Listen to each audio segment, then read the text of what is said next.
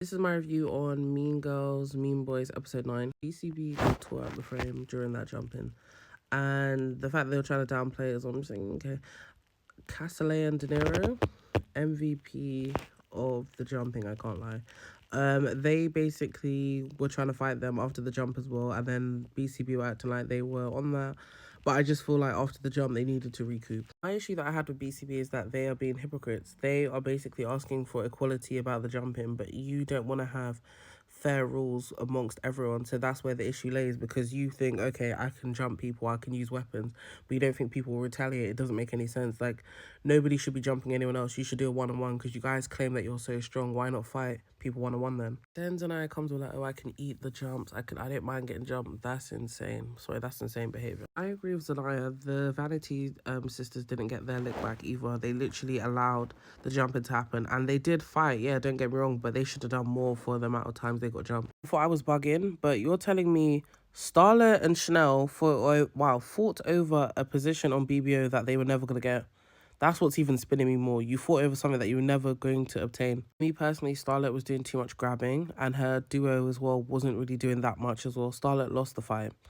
And for the size of the Twin Towers compared to Starlet, I am ashamed of what I just witnessed. I can't lie though, the Twin Towers surprised me just solely based on the fighting ability as well. Because obviously we saw them fighting in the classroom, but then it's just like nothing happened after that. So obviously they got their lick back. The second round with I don't know which one it was of the Twin Towers. I feel like that fight got broken up too quickly, and I feel like they keep breaking up fights too quickly.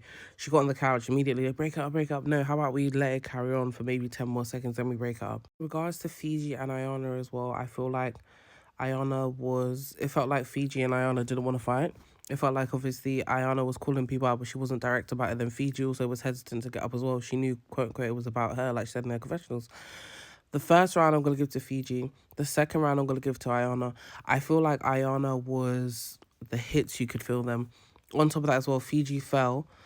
I think when I look back at it, Ayana did hit her face, but it was like kind of like the punch slid off, like she had Vaseline in her skin or something, but still it hit her. I don't know if that made her drop or not, but I'm glad Fiji owned up to it in the confessionals that obviously, you know, in a sense that she kind of like got hit or she kind of fell because of Ayana. When it comes to the second round as well, with Fiji, I don't know why Fiji decided to sneak Ayana when Ayana said she was done after. I think, was it the second round or whatever round it was?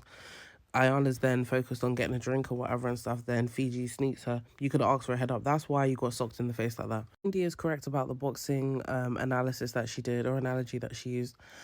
However, there's no rules to fighting. So if Ayana wants to grab or do all this other stuff, or depending on her technique and stuff, she needs to adapt to her environment. Fiji fell because she lost her balance. However, because I don't feel like what Fiji was saying in the confessionals made any sense in regards to like her saying, oh, it's because she was alluding to it being the punch. It looked like she fell. Because obviously, remember when she pushed or snuck Ayana, all the drinks fell. So everyone was kind of like slipping and sliding everywhere.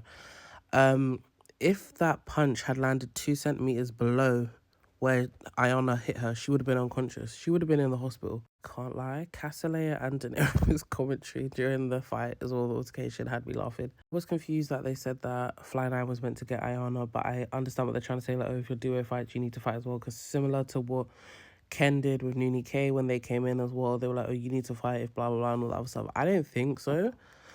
But if that's the rules that they had set in place as a duo, I can understand why. But at the same time, I don't know. I feel like they should have got in the ring. Obviously, the fans got to the head in regards to like them needing to fight and stuff like that. But they should have got in the ring. But I feel like if they got in the ring, it would have made it worse for Fiji. Because Ayana's a boxer, she knows what to do. And obviously, there's do's and don'ts that you have in the ring compared to like with street fighting and stuff. You can do anything. Let me get the Brie and Zanaya fight as well. I feel like Brie did better than Zanaya thought she would. Obviously, Zanaya needs space with her arms to really swing and punch and stuff. Compared to Brie, Brie rushes in and just basically like bum rushes you. I think also Brie took that round. Zanaya was in there eventually, but it took her too long compared to what Brie was doing. And a lot of the punches were missing as well for some or for both parties, I would say. And then they both were leaking as well.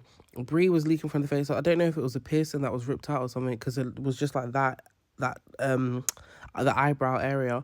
So I was leaking from her mouth. Like, everyone just had major injuries. I do agree with Fly Eye though, like if they were a duo, they'd be they would be really amazing, Brie and Zanaya, because obviously, again, the fans are the reason why they're fighting, because Zanaya started getting offended that they mentioned something about Brie being a small heavy hitter, and she added herself or inserted herself into the conversation. Mac didn't duck the fade with Chaotic, she ran the fade. However, Chaotic might as well put her on her back, because the way she was working her, she was boxing her straight face shots. Mumac was in there for a bit. Then she kind of like started like drawing back, and then obviously covered her face, and she was just getting hit left, right, and center. And she obviously was covering her face because she was bleeding out. The way she had her leaking packed her out. But also BCB were down like 2 members now. There's only 1 member left, Winter, and I'm surprised Winter didn't need to run that with Chaotic, because the way they go on that, I arrived for my friend. You want to run multiple rounds with Chanel, De Niro and Castellea right there. De Niro and Castellea right there, but you're running rounds with Chanel, and you know you can beat Chanel. Like, come on. Again, Chanel was tiring herself out just doing these skipping jumps or whatever it was. I don't know what she had going on. And then on top of that as well, she got tore. We knew she was going to get tore anyway. This is like an easy fade.